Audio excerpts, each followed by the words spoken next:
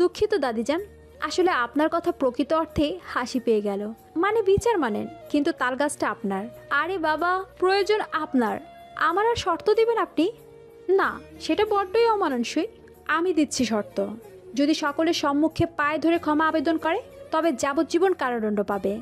আর যদি সকলের সম্মুখে আপনি নিজের এবং নিজের এই স্বজনদের অপরাধের স্বীকার করেন এবং তারাও তাতে সায় জানিয়ে চরণাকারে ধরে মার্জনার অনুরোধ করার, তবেই ক্ষমা পেতে পারে অপরাধীরা।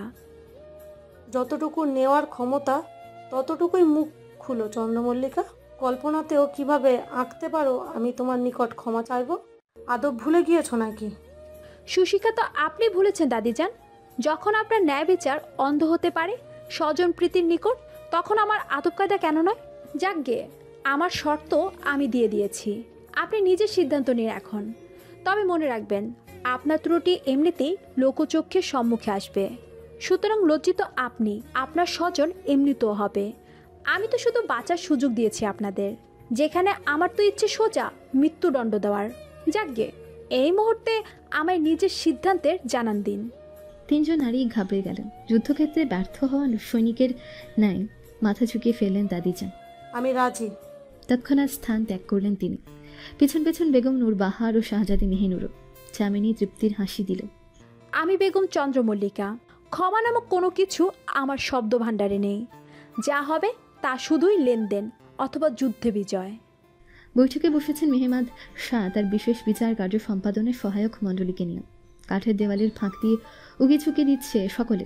বেগম নূরবাহার, শাহজাদি মেহিনুর ও বেগম লুৎফুন্নেসা প্রবেশ করেন পর্দার অপর পার্শ্বে।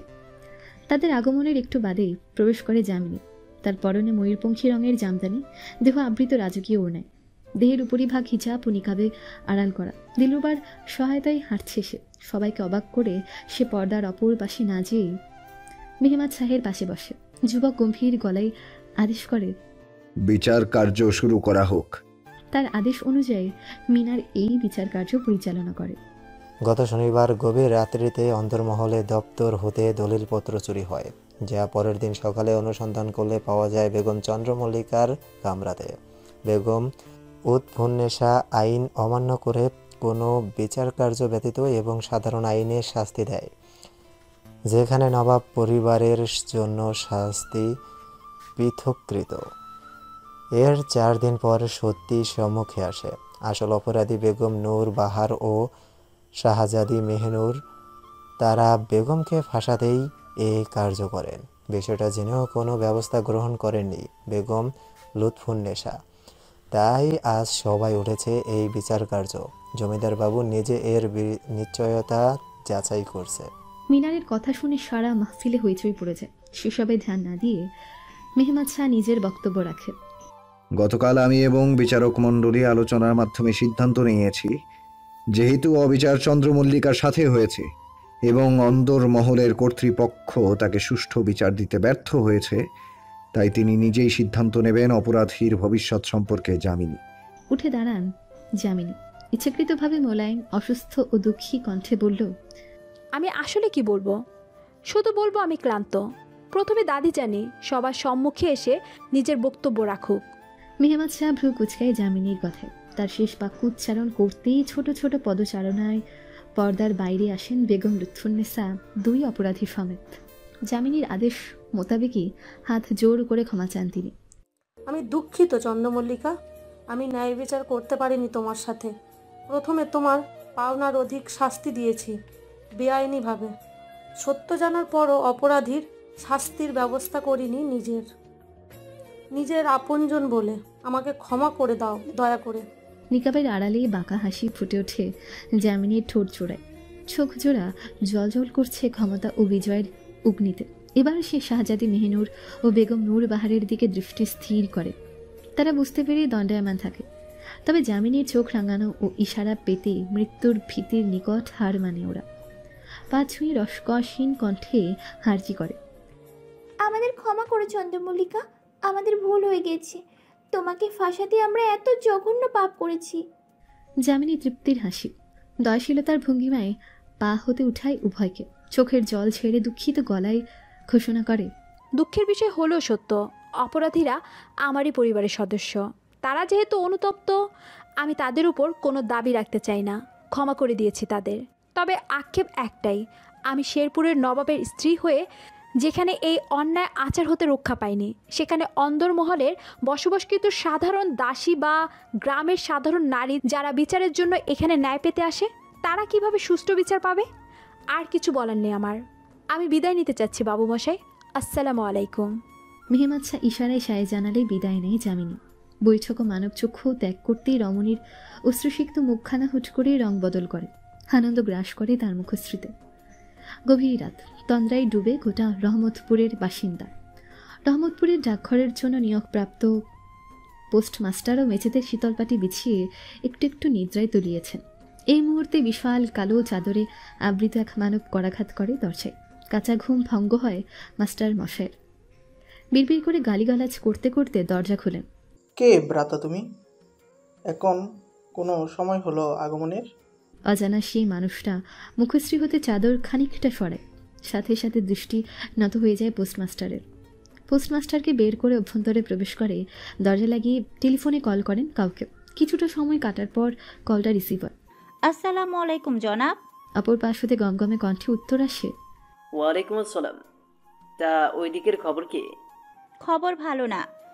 চন্দ্রমল্লিকাকে ফাঁসিয়ে হত্যা করার সকল ব্যবস্থা হয়ে গিয়েছিল। একটুর জন্য কন্যা মৃত্যুর মুখ হতে ফিরে এসেছে। মানে? ব্যক্তিটা অল্প শব্দে প্রকাশ করে গোটা ঘটনা। তার শ্রবণ পথে প্রবেশ করলে চিন্তার রেখা দেখা দেয় টেলিফোনের অপর পাশে মানুষটার ললাটে। এভাবে হবে না।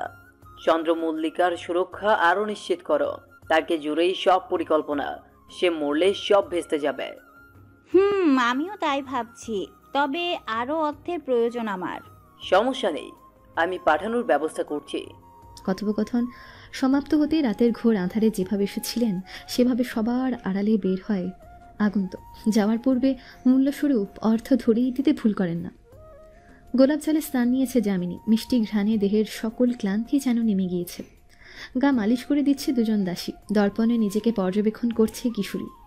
মালিশ করার সুবিধার্থে পরা উত্তরীয়তে তার দেহের বেশ কিছু অনাবৃত, যাতে চিহ্ন মেলে মেহমাদ শাহের ভালোবাসার। সে খেয়াল করে দুজন দাসী সেসব একে অপরকে ইশারা করে হাসছে। তবে দিলরুবা কেমন যেন নিশ্চুপ। দিলরুবা, কোনো সমস্যা? এমন নীরব কেন তুমি? বেগম, আমি। যামিনী বুঝতে পারে তার খাস ভৃত্যের সংকোচ, তাই বাকি দুই দাসীর উদ্দেশ্যে আদেশ করে, তোমরা আমার জন্য তুলসী চা করে নিয়ে আসো, আর বৈদ্যশালা হতে পুদিনার তৈল। মাথা ব্যথা করছে ভীষণ। যথা আজ্ঞা বেগম চন্দ্রমল্লিকা। তারা আদেশ পালনে গমন করে। রমণী এবার জিজ্ঞাসু চাহনিতে তাকায় দিলরুবার দিকে। আসলে বেগম, আমি গতকাল আপনার সিদ্ধান্তের বিষয়টা ভাবছিলাম। আপনাকে এতটা বাজেভাবে অত্যাচার করার পর কি এতটুকুতে ক্ষমা করে দেওয়া উচিত ছিল? আরো ভয়ঙ্কর শাস্তি দিতে পারতেন, কিংবা ক্ষমার বিনিময়ে অন্তর্মহলের শাসন ভারতও চাইতে পারতেন। যামিনী মৃদু হাসল। শিমুল তুলার নরম পালঙ্ক হতে উঠে দাঁড়ায়। আমার বস্ত্র বের করো, হালকা গোলাপি বর্ণের সিল্ক কাপড়টা। আমি তৈরি হব। আজ বাগানে ভোজন করব বাবু মশাইয়ের সাথে। বাগানে চলো। যথা আজ্ঞা বেগম। দিলরুবার সহায়তায় তৈরি হয় কিশোরী। তৈরি হয়ে মুকুটটা পরে নেয় সে। এই তাজ তার মর্যাদা ও ক্ষমতার প্রতীক স্বরূপ। বাগানে হাঁটছে যামিনী ও দিলরুবা। ফাঁকে ফাঁকে খেয়াল করছে ভোজন করার ব্যবস্থা ঠিকঠাক হচ্ছে কিনা। কি বলছিলে তুমি দিলরুবা? আমি এই সিদ্ধান্ত নিলাম কেন? এটা তোমার প্রশ্ন, তাই তো? জি বেগম। জানো, আমি তাদের মৃত্যুদণ্ড দিলে কোনো লাভ হতো না। তুমি হয়তো ভুলে যাচ্ছ, আমি বাবু মশাইয়ের ভালোবাসা হলে আমি যান তার মাতা। ঝোঁকের বসে বা ভীতি তৈরি করতে তখন দাদিজানের কামরায় এরকম বাণী উচ্চারণ করেছিলেন তিনি।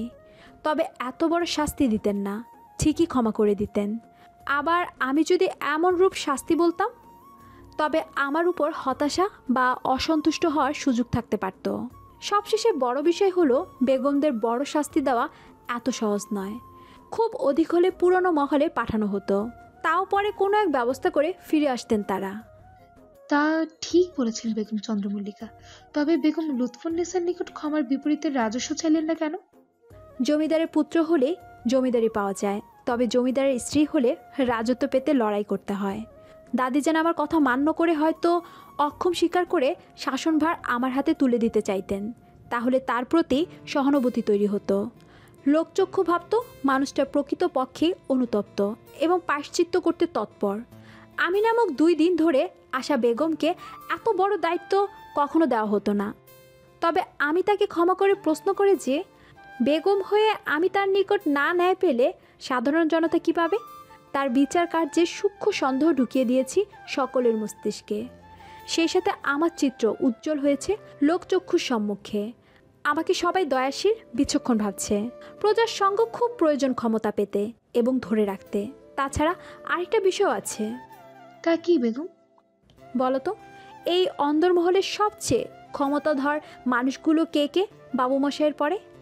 দিলরুবা খানিকটা ভেবে উত্তর দেয়, বেগম লুৎফুন্নেসা, তারপর নূরবাহার, আপনি এবং শাহজাদি মেহনু। এখন এরা 3 জন নত হয়েছে আমার সম্মুখে, তাও আবার ভরা মাহফিলে। সবাই এবার টের পেয়েছে আমার ক্ষমতার ঝাঁজ। এই মহলের অনেকেই যেমন আমায় অপছন্দ করে, তেমন অনেকে তাদেরকেও করে। ভীতিতে আমাকে পূর্ণরূপে সমর্থন দিতে পারছিল না। এবার সেই সাহস পাবে, কারণ তারা জ্ঞাত আমি তাদের রক্ষা করতে সক্ষম। যে দাদিজানের মতন ক্ষমতাধারী নারীকে ক্ষমা চাইতে বাধ্য করতে পারে, সে নিশ্চয়ই বহু কিছু করতে সক্ষম। দ্বিতীয়ত, আমি তাদের দম্ভ তাদের হস্তধারায় আয়নার ন্যায় চূর্ণ বিচূর্ণ করে দিয়েছি, আমার হৃদয় শীতল করেছি। বেগম, আপনার কথা মতো সব কাজ হয়ে গিয়েছে। আপনি 1 দফা পরিদর্শন করে নিন। আর কিছু লাগবে কিনা? আহার করা শেষে মেহমান শাহকে বিদায় জানিয়ে অন্দরমহলে প্রবেশ করে যামিনী। আঙিনায় দেখতে পায় শাহজাদি মেহিনুর এক কন্যার গালে চড় দিয়ে চলে যাচ্ছে।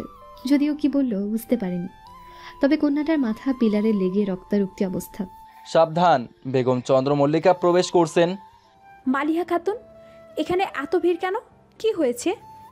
আর এই ক্রন্দনরত কন্যাকে আগে তো কখনো দেখিনি অন্দরমহলে।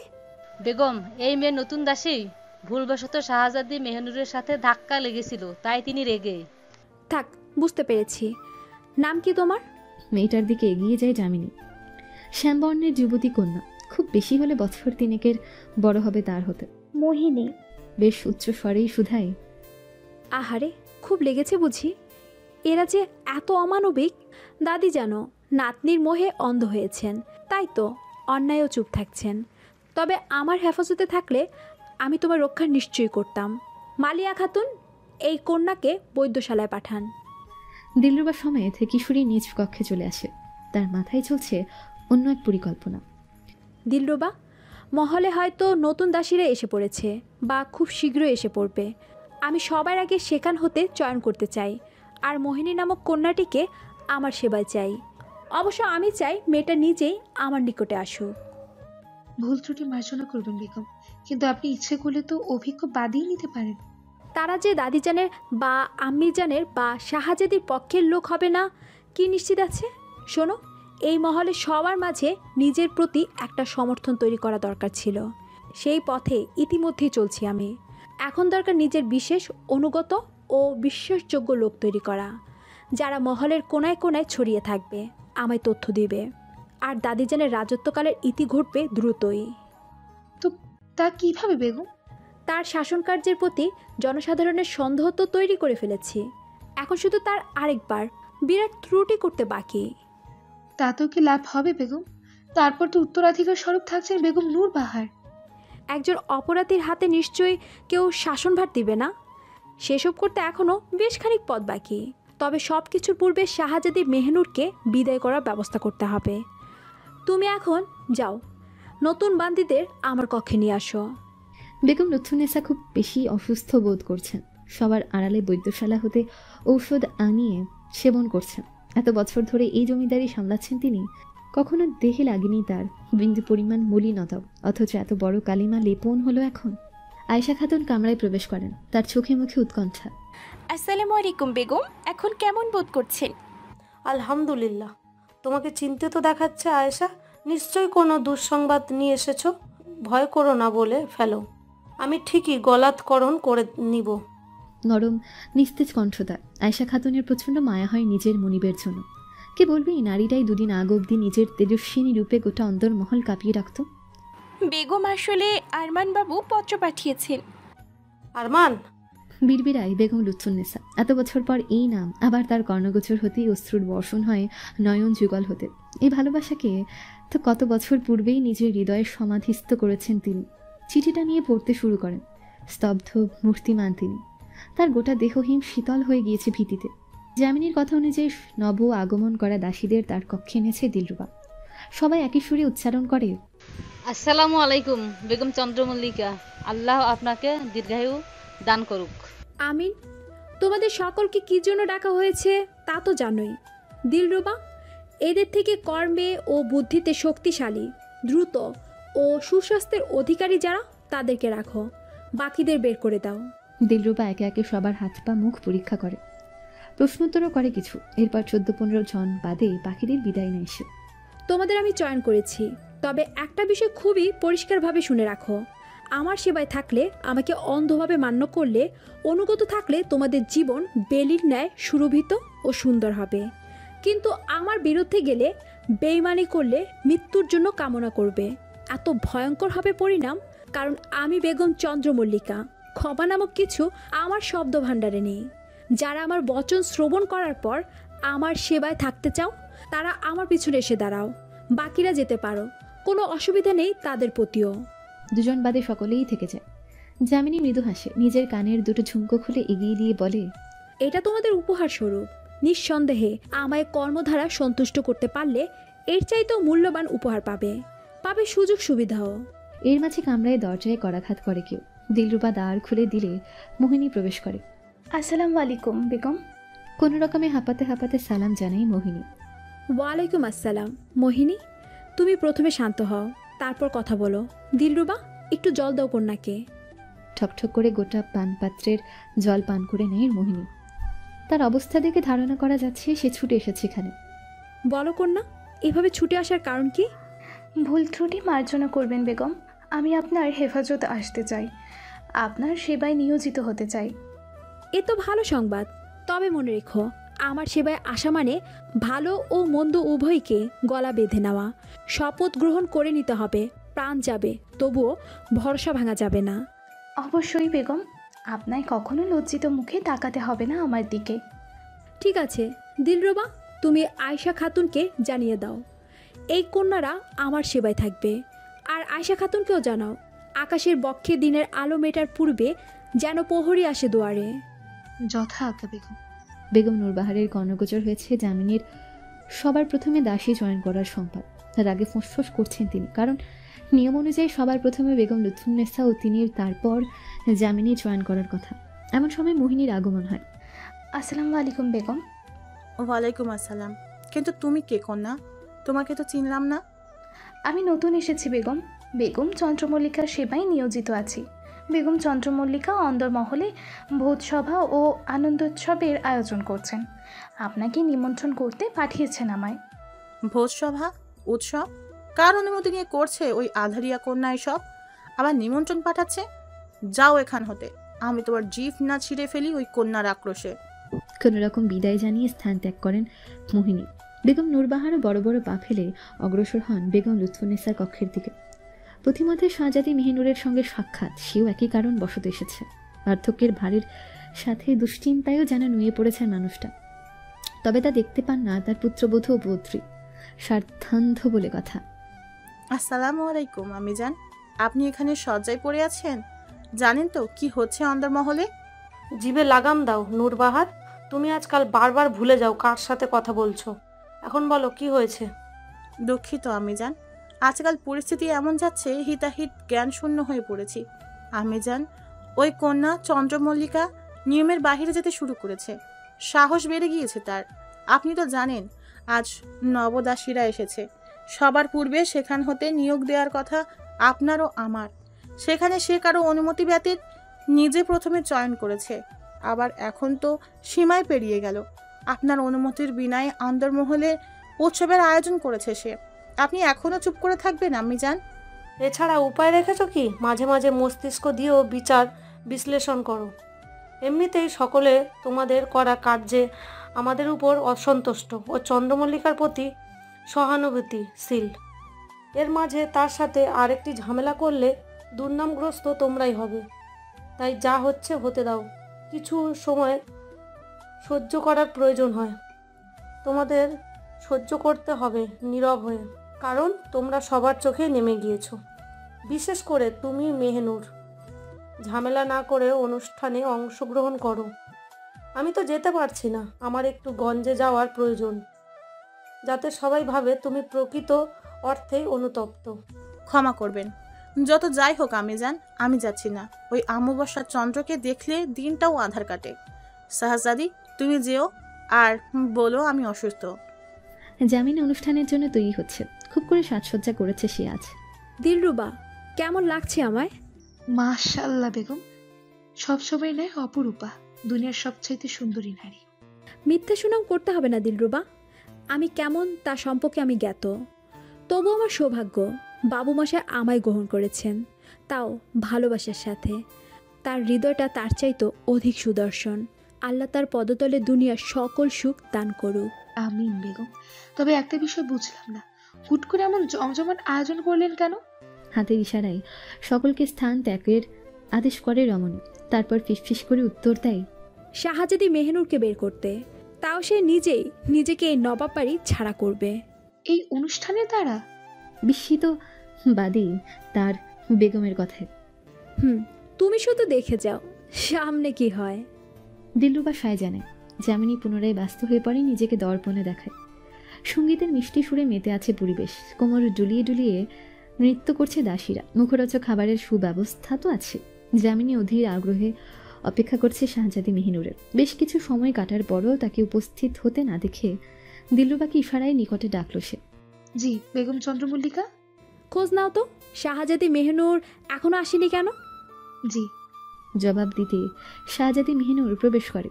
থেমে যায় কলরব, মাথা ঝুঁকে যাওয়ায় পথ দিয়ে দাঁড়ায় সকলে। যামিনী হাস্যোজ্জ্বল মুখে এগিয়ে যেয়ে স্বাগতম জানাই তাকে লজ্জা দেবার উদ্দেশ্য নিয়ে। স্বাগতম শাহজাদি, আমি তো এক মুহূর্তের জন্য ভেবেছিলাম আপনি আসবেন না। বস্তুত এমন সময় লজ্জাজনক ঘটনার মুখ দেখানোর মতো অবস্থা কারোই থাকে না। আমি যে কেউ না চন্দ্রমল্লিকা, আমি শাহজাদি মেহনুর, তোমার মতো কোনো চাষার ঘরে বেড়ে ওঠা কন্যা নয়। যামিনী কানে নিকট মুখ নিয়ে ফিসফিস করে বলে, আপনি ভুলে যাচ্ছেন শাহজাদি, আমি আপনার সম্পর্কে ভাবি হই, আবার ক্ষমতায়ও আপনার চেয়ে বড়। আমি বেগম নবাবের, সেখানে আপনি সত্যিকার অর্থে শাহজাদিও না, কারণ আপনি এই বংশের কন্যা নয়, হালদার বংশের কন্যা। এত উড়ো না চন্দ্রমল্লিকা, শাহু এখন তোমার আপন, পর হতে কতক্ষণ। মনে রেখো, শাহু আমার ভালোবাসা, আর ভালোবাসার জয়ে প্রতিটি সীমা লঙ্ঘন করে যায় নির্ভয়। হেসে দেয় কিশোরী। তাহলে তো আপনার অধিক পরিমাণ ভীতি করা উচিত শাহজাদি, কারণ আপনি ভুলবেন না, শাহ আমার ভালোবাসাই নয়, প্রয়োজনও।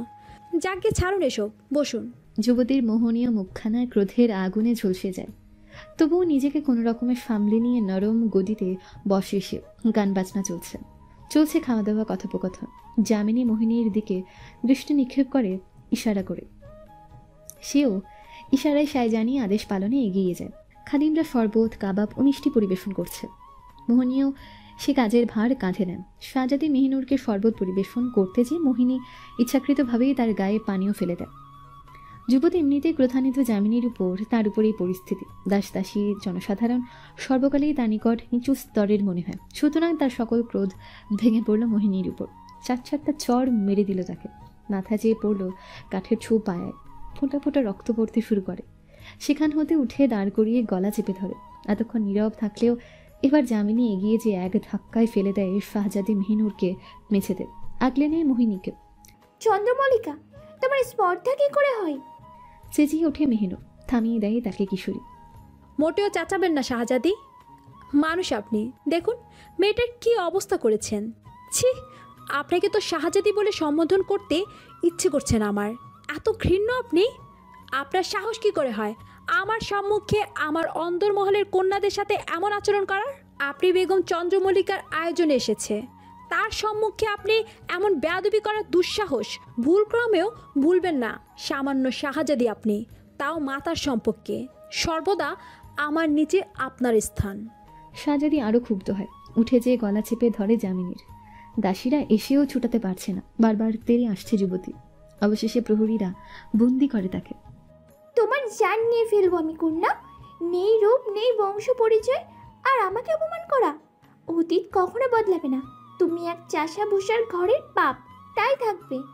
আরও নানা রকম কথা চিৎকার করে বলছে মেহিনুর। যামিনীকে আগলে ধরে দাঁড়িয়ে আছে দিলরুবা সহ আরও কিছু দাসীরা। তার গলায় দাগ পড়ে গিয়েছে আঁচড়ে। চিৎকার শুনে বেরিয়ে নিজ নিজ কামরা হতে আসেন মেহেমাদ শাহ ও বেগম নূরবাহার। উপরতলা হতে নিচের দৃশ্য দেখে মুখশ্রী কঠোর হয়ে যায় যুবকের। দ্রুত সিঁড়িপথ বেয়ে নিচে নামে। বেগম নূরবাহার তা দেখে ভীতিগ্রস্ত হন, নিজেও পেছন পেছন এগিয়ে যান। সাবধান, জমিদার নওয়াব শাহ আসছেন। প্রহরীর কথায় সকলেই নত চোখে স্থির হয়ে দাঁড়ায়। শাহজাদি মেহিনুরও ভয় পায়। কি হচ্ছে এখানে? কি হলো বলছো না কেন? কি হচ্ছে? মোহিনী ব্যথাতুর গলায় শুধায়। আমার হস্ত হতে ভুলক্রমে শাহজাদির গায়ে একটু শরবত পড়ে যায়। আমি বারবার ক্ষমা চাইলেও শাহজাদি আমায় মেরে এই অবস্থা করে। বেগম আমাকে রক্ষা করতে আসলে তিনি তাহার উপরেও আক্রমণ করেন। তাকে কোনোভাবেই আটকানো যাচ্ছিল না, তাই প্রহরীরা তাকে ধরে রেখেছে। মেহমাদ শাহ শীতল মস্তিষ্কের লোক, উত্তেজনা কিংবা ক্রোধে কাজ নেওয়ার ব্যক্তি সে নয়। শীতল কণ্ঠে প্রহরীকে আদেশ করে, মেহনুরকে তার কক্ষে নজরবন্দি করা হোক, তার ব্যবস্থা কাল করা হবে, তবে এর পূর্বে তার সাথে যাতে কেউ সাক্ষাৎ না করতে পারে। জামিনীর স্তব্ধ অশ্রুসিক্ত মুখখানা দেখে তাকে আর কিছু বলে না মেহমাদ শাহ। নয় শব্দে কোলে তুলে নেয়। তার বক্ষে মুখশ্রী আড়াল করে জয়ের হাসি দেয় কিশোরী। তার জীবনের প্রথম বিশাল পরিকল্পনা শতভাগ সফল হয়েছে। গাড়ি এগিয়ে যাচ্ছে গঞ্জের দিকে। বেগম লুৎফুন্নেসার হৃদস্পন্দন পথের সাথে তাল মিলিয়ে বেড়ে যাচ্ছে। পুরনো ক্ষততে জ্বালা ধরলে হয়তো এমনই বোধ হয়। হুট করে বেগম লুৎফুন্নেসা চালককে আদেশ করেন, গাড়ি এখানেই থামাও, আমি এখানেই নামবো। গাড়ি থেকে নেমে যান তিনি, হাঁটতে শুরু করেন। তার পরনে সাধারণ মুসলিম নারীর ন্যায় বিবর্ণ কালো আলখাল্লা। কারো চেনার উপায় নিয়ে তিনি নবাব বাড়ির সম্ভ্রান্ত নারী। গঞ্জের একটা ছোট্ট কুড়ে ঘরে ঢুকেছে। অভ্যন্তরে একজন বৃদ্ধ লোক। সব তৈরি? হ্যাঁ বেগম। ইশারা পেতেই বাইরে চলে যান বৃদ্ধ লোকটা। তার আচরণ ও আনুগত্যেই বোধগম্য তিনি বেশ পুরনো ভৃত্য বেগম লুৎফুন্নেসা। টেলিফোনে কল লাগায় কাঙ্ক্ষিত মানুষটাকে। রিসিভ করা হয় অপর পাশ থেকে। আসসালামু আলাইকুম বেগম, কেমন আছেন? ওয়ালাইকুম আসসালাম। ভালো। আর রইতে দিলে কোথায় আরমান? কি জন্য এমন উন্মাদনা নামক মরণ ফাঁদে গা ভাসাচ্ছ? এখানে পাগলামোর কি হলো বেগম? আমার হৃদয় কি পাথরের? আমার হৃদয় তো টানে আপনার উদ্দেশ্যে। কত বছর আপনায় দেখি না। আফসোস আপনি কখনো ভালোবাসেননি বেগম, তাই তো সেদিন ফেরাননি নবাবকে। এ কথা বলো না আরমান। তুমি আমাকে সর্বপ্রথম সাথ দিয়েছ পৃথিবীর শ্রেষ্ঠ অনুভূতির। তোমারই কর্ম ছিল তোমার পরিমাণের জন্য দায়ী। নবাব তো তোমার হত্যা করতে চেয়েছিলেন আর আমায় তালাক দিতে, কারণ তার সাথে বেইমানি করেছিলাম আমি। কত কষ্টে তার সিদ্ধান্ত বদলিয়েছি তা আমার আল্লাহ জানে। তোমার ভালোর জন্যই তোমায় এখানে আসতে বারণ করেছি আরমান। এখানে এলে তোমার মৃত্যু নিশ্চিত। মেহমাদ শহরের নিকটও তুমি অপছন্দের পাত্র। কিন্তু? কোনো কিন্তু নয় আরমান, দয়া করে আমার কথা শোনো। সেবারও আমার বচন অমান্য করেছিলে, এবার করো না। দীর্ঘশ্বাস ফেলেন আরমান বাবু। দর্শন না করলেও বুঝতে পারেন বেগম লুৎফুন্নেসা। হয়তো ত্রুটিহীন ভালোবাসার বন্ধনটাই এমন। প্রায় ঘণ্টাখানেক কথাবার্তা শেষ করে সে ঘর হতে বের হয়ে যান বেগম লুৎফুন্নেসা। রেখে যান বেশ কিছু অর্থ। ঝোপঝাড়ের আড়ালে লুকিয়েছিলেন এসপি সাহেব। বস্তুত জনসাধারণের পুলিশ হলেও ক্ষমতাধরের গুপ্তচর স্বরূপে কাজ করা হয় অধিক। আনমনি বিড়বিড়ালেন, যাকগে, কথা শেষ করে গেল। খাবারটা সেরে খবর নিতে হবে মনিবকে।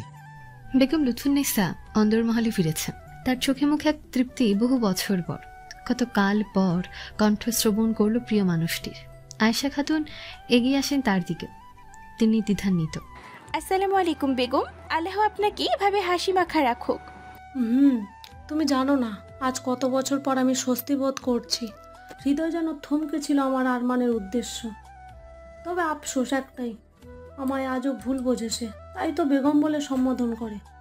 হতাশ হবেন না বেগম, আল্লাহ সাক্ষী আপনি যা করেছেন তা আরমান বাবুর মঙ্গলের উদ্দেশ্যেই করেছেন।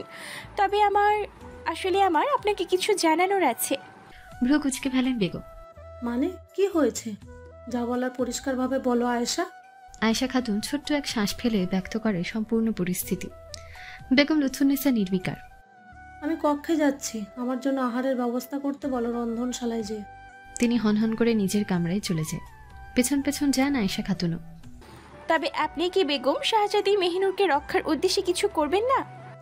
এক মেয়ের অনেক প্রিয় একখান পোষা মুরগি ছিল, বারবার জঙ্গলে চলে যেত। মেয়েটা বারবার তার পিছন পিছন যেয়ে ফিরিয়ে আনতো, বোঝাতো সেখানে শিয়াল আছে, খেয়ে ফেলবে। মুরগি বুঝতো না। এমন একবার, দুবার, তিনবার হয়। তারপর মেয়েটা মুরগিটার পিছনে আর যায়নি, কারণ সে বুঝতে পেরেছিল কারোর মরণের নেশা ধরলে তাকে একবার, দুইবার, খুব বেশি হলে তিনবার ফেরানো যায়। তারপর একদিন না একদিন সে নিজ কর্মে দোষে ধ্বংস হবেই। তাকে সময় দেওয়াই সময়ের অপচয় বটে। বরং তার চেয়ে ভালো হয় যে কয়লাটি হীরা হওয়ার পথ ধরেছে তাকে নিজেকে যোগ্য করতে সহায়তা করা। মনিবের কথার মূলভাব বোধগম্য হয় আয়েশা খাতুনের। নৈশব্দে কক্ষ ত্যাগ করেন। জামিনীর ক্ষততে ঔষধি লাগাচ্ছে দিলরুবা। সে বাদে কাউকে কক্ষে রাখেনি কিশোরী। কুকিয়ে উঠে সে। লাগছে বেগম? বৈদ্য বলেছে খুব শীঘ্রই সেরে যাবে। তবে একটা বিষয় বুঝলাম না, আপনি কিভাবে এতটা নিশ্চিত ছিলেন যে শাহজাদি মেহনুর একা একা আসবেন? যদি জমিদার বাবু না আসতেন তখন? যতটুকু আমার বাবু মশাইয়ের কথা, তার নিকট আমি আবদার করেছিলাম আজ ভোজন সবার পর শিকারে যাব একসাথে, তিনি যেন কোথাও না যান। তাই তার অন্দরমহলে থাকা এবং চেঁচামেচি শুনে নিশ্চয়ই ঘরে বসে থাকবেন না। আর এত বড় একটা কাণ্ড ঘটানোর পর তাদের সর্বোচ্চ প্রয়াস থাকবেই লোক সমাজে নিজেকে আবার উত্তম প্রমাণ করার। তাই ঝামেলা কিংবা সকলে একত্রে অনুপস্থিত থাকার ভুল করবেন না। আর আমি যান, অর্থাৎ বেগম নূর বাহারের তো দম্বে ভূমিতে চরণ টিকে না, তিনি কখনোই আসতেন না। বাকি রইলেন দাদিজান ও শাহজাদি। দাদিজান আজ অন্দরমহলের বাহিরে যাবে তা আমি জানতাম, তাই সব কিছু অনেকটাই নিশ্চিত ছিলাম। কিন্তু বেগম লুৎফুন্নেসা বাহির যেত, তা কি করে জানলেন আপনি বেগম? এই বিষয়ে তো অন্দরমহলের কাউকে বলতে দেখলাম না। মোহিনী জানিয়েছে। কি মোহিনী? বিস্মিত দিলরুবা। তার বয়সে কনিষ্ঠ এই কন্যা একদিনেই এমন কর্ম করল, অবিশ্বাস্যকর তার নিকট। সে আমার ব্যক্তিগত সেবায় নিয়োজিত হওয়ায় প্রস্তাব রেখেছিল সবার অন্তরালে। আমিও খুবই স্পষ্ট করে বলেছিলাম এই স্থান ও বিশ্বাস অর্জন করে নিতে হবে। হয়তো এমন কোনো তথ্যধারা যা অন্য কেউ জানে না এবং আমার সাথে জড়িয়ে, সে তা করেছে। মেয়েটা তাহলে কাজে, সামনে অনেক কাজে লাগবে। তবে এত দ্রুত কি ভরসা করা উচিত? যদি ধোকা দিয়ে বসে? জামিনী চোখ জোড়া খোলে, উঠে জানলার সম্মুখে যে দাঁড়ায়, ফোঁস করে শ্বাস ফেলে শুধাই, জীবনটা বড্ডই দ্রুতই চলে যাচ্ছে দিলরুবা। আমি পিছনে ফিরে আছি। আমি সব সহজ করে ভাবতে চাইছিলাম, সময় দিতে চেয়েছিলাম নিজেকে, হুট করে আসা এই পরিস্থিতির সাথে খাপ খাওয়াতে। কিন্তু ভুলছিলাম আমি। এখানে সময় খুব বদলায়, সাথে পরিস্থিতিও। সব কিছু খুব বেশি অনির্দিষ্ট। খানিক ঢিল দিলেই হারিয়ে যায় সকল কিছু। ঝুঁকি নেওয়া ছাড়া উপায় নেই। এই নবাব বাড়িতে জীবন হলো একটা খেলা, প্রতিটা সিদ্ধান্ত এক একটা বাজি, এই হার এই জিত।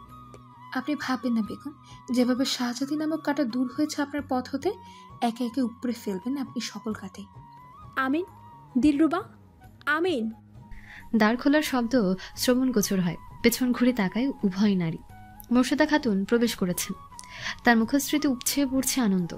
আসসালামু আলাইকুম চন্দ্রমল্লিকা, এখন সুস্থ বোধ করছো? আলহামদুলিল্লাহ ভালো। তবে আপনার তো খোঁজই পাওয়া যায় না আজকাল আম্মাজান। আমি হলাম কি না নির্হারা পক্ষী, এদিক ওদিক উড়ে বেড়াই চিন্তাহীন হয়ে। নেই নিড়ে ফেরার ভাবনা, নেই অপেক্ষা করার কেউ। জামিনীর নিকট উদাসীন শোনালো মধ্যবয়স্ক নারীর কণ্ঠ, যদিও অনুধাবন করতে পারল না কিসের এত দুঃখ তার। এভাবে বলছেন কেন আম্মাজান? আপনার পুত্রের নিকট কতটা ভালোবাসাময় আপনি, তা কি আমার জানতে হবে? আলতো করে চিবুক ধরেন মোর্শেদা খাতুন। আদুরে ভঙ্গিমা তার। আল্লাহ তোমাদের সুখী করুক এই কামনা করি। যেভাবে যাচ্ছ সেইভাবেই যেও চন্দ্রমল্লিকা, আমার নিয়াই কুলহারা যেন না হও। তিনি চলে যান। দিলরুবা, তুমি জানো মোর্শেদা খাতুনকে? আমার তো তার কথাবার্তা চালচলন শুধুমাত্র একজন উচ্চপদস্থ খাতিন মনে হয় না, খুবই শালীন, মর্যাদাশীল, অভিজাতপূর্ণ নারী মনে হয়। এই অন্দরমহলে তার বিষয়ে তেমন কোনো তথ্যই নেই। তাকে সকলে জমিদার বাবুর দুধমার এরূপই জানেন। ঠিক আছে, বাদ দাও। তুমি এক কাজ করো, অর্থ দিয়ে হোক, ক্ষমতার জোর বা ভয় দেখিয়ে হোক, শাহজাদি মেহনুরের সাথে আমার সাক্ষাতের ব্যবস্থা করো। আপনার ইচ্ছে বেগম, আমি যথাসাধ্য চেষ্টা করব। বেগম লুৎফুন্নেসার কক্ষে এসেছে মেহেমাদ শাহ। সে আকাশে ঘোর কালো আধার নামা অবধি অপেক্ষা করেছে দাদিজানের ডাক আসার, কিন্তু তাকে বিস্মিত করে তেমন কিছু যখন হয়নি তখন নিজেই এসেছে তার দুয়ারে। আসসালামু আলাইকুম দাদিজান। বেগম লুৎফুন্নেসা দাসীর হাতের চুলে তেল দেয়াছেন। তৈলের সুগন্ধিতে সারা কামরা মেতে আছে। ওয়ালাইকুম আসসালাম আমার সিংহ। তা হুট করে এই বৃদ্ধার কথা মনে পড়লো কি করে? মৃদু হাসল যুবক। আমার তো রোজই মনে পড়ে দাদিজান, আপনার চোখে তা ধরা দেয় না। আপনাকে আজ বেশ স্বস্তিতে দেখা যাচ্ছে। হয়তো অন্দরমহলে হওয়া তুল কালাম কাণ্ড এখনো কেউ আপনার কানে তুলে দেয়নি। তুমি সেদিন বলেছিলে তোমার 1000টা কান থাকলে আমার তো ন্যূনতম 100 কান আছে, তাই না? সবই শ্রবণগত হয়েছে আমার। তাহলে নিশ্চয়ই জানেন আপনার পৌত্রীর বিষয়ে একটা সিদ্ধান্ত নিতে হবে। তাও জানেন আমি সিদ্ধান্ত নিয়েছি। তোমার কোনো প্রকার সিদ্ধান্ত গ্রহণের প্রয়োজন নেই। আমি সিদ্ধান্ত গ্রহণ করে ফেলেছি। তোমার ফুপিজানকে পত্র পাঠিয়ে দিয়েছি তার পুত্র মিনময়কে পাঠাতে বলে। হয়তো দিন দুয়েকের মাঝে এসে নিয়ে যাবে তাকে। ততদিন পর্যন্ত নজরবন্দি থাকুক, তবে অন্দরমহলের বাইরে যেন সে খবর না যায়। আমি হাওলাদারকে লোক হিসেবে তো চেনই, তার কর্ণগোচর হলেই হলো। আর আজকাল বেলাল্লাপনা একটু অধিক মাত্রায় করছে সে। আজ বহুদিন পর নিজের পরিচিত দাদিজানকে যেন দেখল মেহমাদ শাহ। এই নবাব বাড়িতে এবং নিজের গোটা পরিবারে সবচেয়ে ন্যায়পরায়ণ ও বুদ্ধিমতী শাসক তার নিজের দাদিজানকেই মনে হতো। দাদা যেন বাকি সবাই শাসক ও জমিদার হিসেবে খুব মন্দ না হলেও নির্দয় ছিল বেশ। সেক্ষেত্রে দাদিজান ক্ষেত্র বিশেষ ছাড়া নিঃসন্দেহের মানবিক। আচ্ছা দাদিজান, যা আপনার নিকট সঠিক মনে হয়। আজ উঠি তাহলে। কিসের উঠি? এতদিন পর আমার দরবারে এসেছো আমার সিংহ, এত তাড়াতাড়ি ছাড়ছি না। বসো এখানে। আজ তোমার মাথায় তেল মালিশ করে দিতে দিতে গল্প গুজব করবো, আবার পড়বেন না। যুবক ফেলতে পারে না দাদিজানের আবদার, বসে পড়ে দাদিজানের পদতলে। বেগম লুৎফুন্নেসাও আজ যেন গল্পের ঝুড়ি খুলে বসেছে। সকলের আড়ালে শাহজাদি মেহনুরের কক্ষে এসেছে যামিনী। দিলরুবা ও মোহিনী মিথ্যে বাহানাই ব্যস্ত রেখেছে প্রহরীদের। অন্ধকারাচ্ছন্ন কক্ষ, সাঁঝের বাতি জ্বালানো হয়নি। কেমন লাগছে অন্ধকারাচ্ছন্ন এই পরিবেশ শাহজাদি? কে? অবাক হয়ে প্রশ্ন করে মেহনুর। কাঁদতে কাঁদতে তার শোচনীয় দশা। আমি বাবু মশাইয়ের সর্বপ্রথম ও সর্বশেষ স্ত্রী বেগম চন্দ্রমল্লিকা, যার জন্য এই অন্ধকার স্বাদ গ্রহণ করতে হলো আপনাকে। তবে আমার কি দোষ? বারবার বুঝিয়েছিলাম আমার পথে আসবেন না, আপনি শুনেননি। দেখেন পরিণামস্বরূপ কি হাল হয়েছে আপনার। আহারে, এখনো সময় আছে, মেনে নিন। বাবু মশাই আমাকে ভালোবাসে, শুধু আমাকে। ক্ষুব্ধ হলেও নিজেকে সামলে হো হো করে হেসে ওঠে শাহজাদি মেহনুর। কিশোরী বিড়ম্বিত হয়। তোমার মনে হয় শাহ তোমায় ভালোবাসে? তবে আমার নিকট এসেছিলেন কেন? আমায় বিবাহ করতে রাজি হচ্ছিলেন কেন? তোমার ভালোবাসার রং যদি শাহের গোটা হৃদয়ে লেগে থাকে, তবে আমার ভালোবাসার রঙ এক করে লেগেছিল। তুমি আসার বহু পূর্বে তিনি আমায় ভালোবেসে নাম দিয়েছিলেন চন্দ্রপ্রভা। এই কোনোটাই মিথ্যে নয়। তুমিও জ্ঞাত সে সম্পর্কে। যামিনী উত্তর দেয় না। সত্যিকার অর্থে উত্তর দেওয়ার মতন কিছু পাচ্ছে না সে। অগ্নিময় চাহনি ছুড়ে দিয়ে কামরা ত্যাগ করে সে। গভীর রাত্রি, মেহমাদ শাহ নিজ কক্ষে ফিরেছে।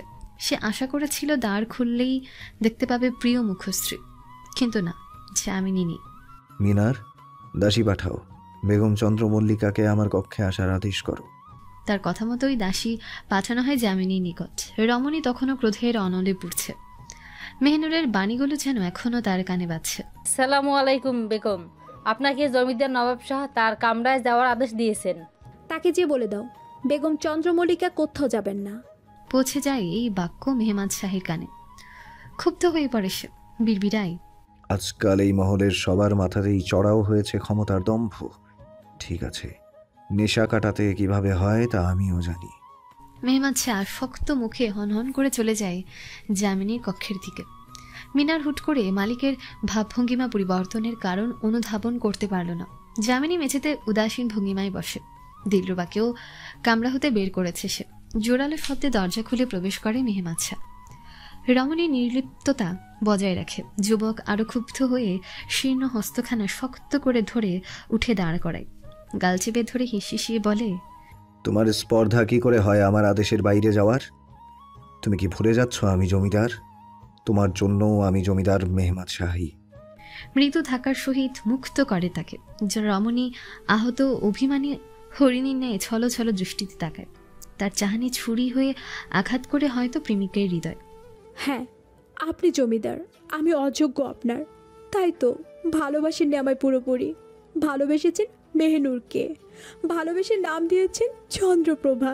ছুবেন না আমায়, যান আপনার অপরূপ চন্দ্রপ্রভার নিকট।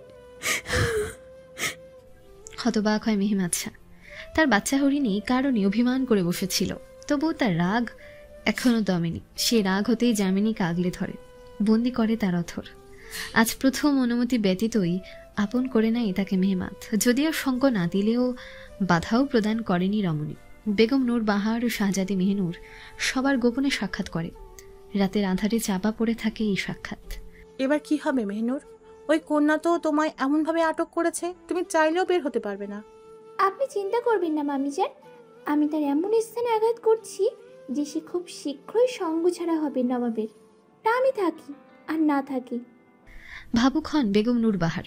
জিজ্ঞাসু দৃষ্টিতে তাকাতেই যুবতী হেসে জানায় তার ধূর্ত পরিকল্পনা। শুনে খুশি হন মধ্যবয়স্ক নারী। তাহলে তো ওই চন্দ্রমল্লিকার পতন নিশ্চিত, সেটা আজ হোক বা কাল হোক। আমি তো তাই চাই মামিজান, আমি চলে যাব ঠিকই, তবে তা পুনরায় ফিরে আসার জন্য আরও ক্ষমতাধর হয়ে। ললাটে চুমু খান বেগম নূর বাহার। মাশাআল্লাহ, কি বুদ্ধি তোমার আমার চাঁদের আলো। ঠিক আছে, আমি এখন যাচ্ছি, কেউ দেখে না ফেলে যেন। সে দ্রুত ভঙ্গিমায় হেঁটে চলে যান। তার মনে হলো কেউ যেন তাকে দেখছে, তবে পেছন ঘুরে কাউকে দেখতে না পেলে মনের ভুল ভাবলেন। তিনি গমন করতে আড়াল হতেই বেরিয়ে এলেন এক আগন্তুক। তার মুখশ্রীতে রহস্যময় হাসি, মৃদু হলদে আলো জ্বলছে ঘরে। কেদারায় বসে মদ্যপান করছেন এক ব্যক্তি। তার হস্তে একটা ছবি আঁকড়ে ধরে আছেন, চোখে মুখে তীব্র ক্ষোভ। মনমোহিনী, যাদের জন্য তোমার হতে দূরে আমি, তাদের সবাইকে ভোগ করাবো নরকীয় শাস্তি, এ আমার ওয়াদা। টেলিফোনটা বেজে ওঠে, চোখের সম্মুখে ঢুলছে সকল দৃশ্য। নেশাটা আজ অধিকই হয়েছে তার। কোনো রকমে টেলিফোনটার কল রিসিভ করে সে। প্রলয় হয়ে আমি তো সব ধ্বংস করতেই এগিয়ে আসছে, তবে তার চাইতে বড় ধ্বংস অপেক্ষা করছে শেরপুরের জমিদারের জন্য, যাতে আমার কোনো হস্তক্ষেপ নেই।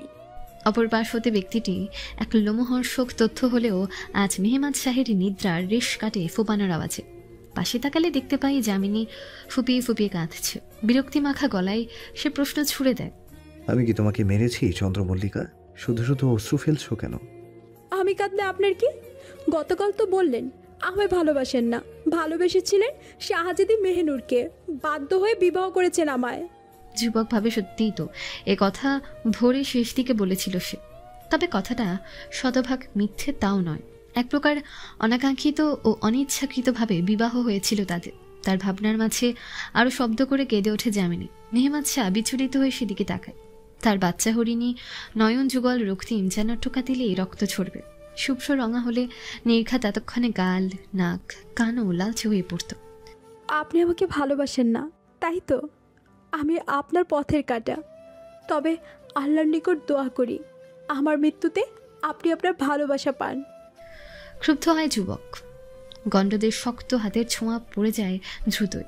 শীতল কিন্তু হুমকির সুরে শুধায়, সাহসটা আজকাল অধিক হয়েছে তোমার যামিনী। স্পর্ধা কি করে হয় আমার উপস্থিতিতে এরূপ বাণী মুখ থেকে বের করার? কষ্ট হয় রমণীর, তবু চোখ জোড়া স্থির রাখে মানুষটার দিকে। সত্যি বই কি, মিথ্যে তো বলিনি। আপনি তো নিজ মুখে স্বীকারোক্তি দিয়ে সত্যতার প্রমাণ দিয়েছেন। এই নারীর অভিমানী ছলছল চাহনির সামনে কোনো এক নিয়ম বিরুদ্ধ কারণে ক্রোধ ধরে রাখতে পারে না মেহমাদ শাহ। আজও তার ব্যতিক্রম হলো না।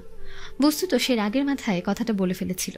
ক্লান্ত ও তন্দ্রাচ্ছন্ন চোখে যামিনী ফ্যাচ ফ্যাচ করে বৃথা কান্না শুনে বিরক্ত রাগ হওয়া ব্যতীত কোনো প্রতিক্রিয়াই সেই মুহূর্তে আসেনি। ললাটে আদরে স্পর্শ পায় যামিনী। খেয়াল করে পুরুষটা একেবারে শান্ত এখন। শোনো যামিনী, যত যাই হোক বাস্তবতা তো এটাই, তোমাকে বাধ্য হয়ে বিয়ে করেছি।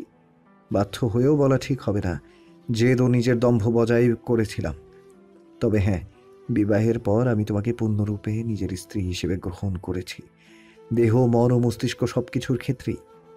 মেহনুরকে আমি ভালোবাসি না, বরং তাকে আমি ফুপাতো বোন বই কি অন্য কোনো চরিত্রে কল্পনা করিনি। এ কথাটি ছিল বিরক্তির প্রকাশ মাত্র। বাকি রইল তাকে চন্দ্রপ্রভা ডাকার কারণ। মেহনুর অর্থ চাঁদনি বা চন্দ্রপ্রভা। ছোটবেলায় ও জন্মের পর বোন হিসেবে নাম দিয়েছিলাম। এতটুকুই। নিজের মাথায় কথাগুলো পরিষ্কারভাবে এঁটে নাও। আমি বারবার তোমায় সংশোধন করব সে কল্পনা করো না। আর হ্যাঁ, তোমার এই আচরণে প্রচুর পরিমাণ ক্ষুব্ধ আমি। সম্পর্কে বিশ্বাস না থাকলে সম্পর্ক টিকে না। মেহমান যামিনীকে রেখে গায়ের পোশাকটা কোনো রকম পরে বেরিয়ে যায়। রমণী এবার প্রশান্ত নিজের ভাবনা ভুল প্রমাণিত হয়। তবু যুবকের বলা কথায় থাকা চাপা ক্রোধের অনল তাকে ভীতিগ্রস্ত করেছে। যামিনী শিক্ষিকার হতে পড়ার পাঠ চুকিয়ে ফিরে আবার বৈঠকে অংশগ্রহণ করেছে। তাকে অবাক করে বেগম লুৎফুন্নেসা তার সাথে যথেষ্ট পরিমাণ ভালো আচরণ করেছেন। অবশেষে দুপুরের ভোজন শেষে কক্ষে ফিরে যার কথা তার পূর্বে মনে হয় সে হলো চাঁদনী, তার অতি প্রিয় পোষা চন্দনা টিয়া পক্ষীটি।